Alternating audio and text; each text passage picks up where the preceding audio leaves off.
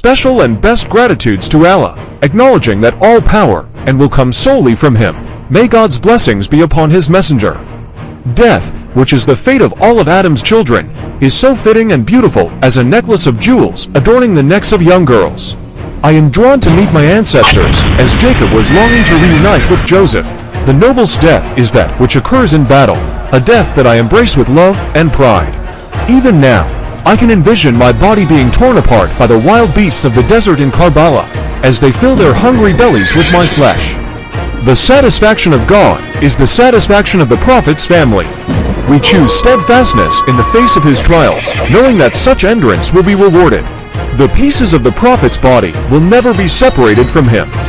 Rather, they will all be reunited in the highest paradise, bringing light to his eyes as they fulfill the covenant they made with him. Be aware that only those who are willing to sacrifice their very hearts for us and have pledged their souls to meet the Creator should accompany us, for at dawn, I am prepared to depart. Another significant aspect of Imam Hussein's character is his decisiveness in action, a quality that is even more impressive than his honesty in speech. This trait is evident in the fiery and logical arguments he presented to those who tried to sway him from his course. These people, though well-meaning, could not be expected to understand his resolve, for they neither had a soul as pure as his, nor a mind as enlightened as his, nor a heart burning with the same fervor. Among them was Abdullah ibn Umar, who, though not an ally of Yazid, lacked the courage to stand firm in the face of true righteousness. Like grains of sand on a mountainside, he was easily swept away by the wind. When Abdullah ibn Umar urged Imam Hussein to make peace with the wrongdoers and avoid bloodshed, Imam Hussein responded, "O Abba Abdul-Rahman, do you not see how low this world has fallen in God's sight?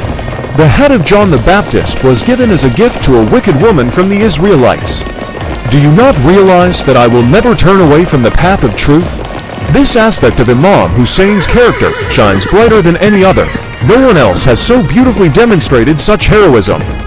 One of the most heroic moments of Hussein's life was when he declared, "Stand up, may God have mercy on you, and prepare to meet the death that is inevitable, for these arrows are the messengers of your enemies," signaling the start of battle. On that day, the Imam spent much of the time fighting hand-to-hand with a group of enemies, leading to the deaths of many of his few companions. At one point, he took hold of his beard and said, God's anger was kindled against the Jews when they claimed he had a son. His wrath intensified against the Christians when they placed him in a trinity.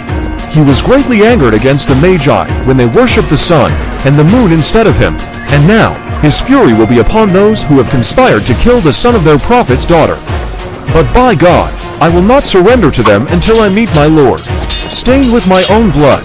The beauty of his courage is evident when he says, "May God have mercy on you, rise to face death," and when he swears, "By God, I will not surrender to their will until I meet the Almighty."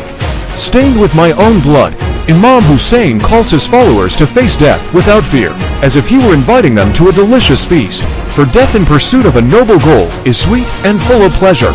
Imam Hussein, peace be upon him, viewed everything but God as insignificant, considering all things trivial compared to the ultimate goal, which is God himself.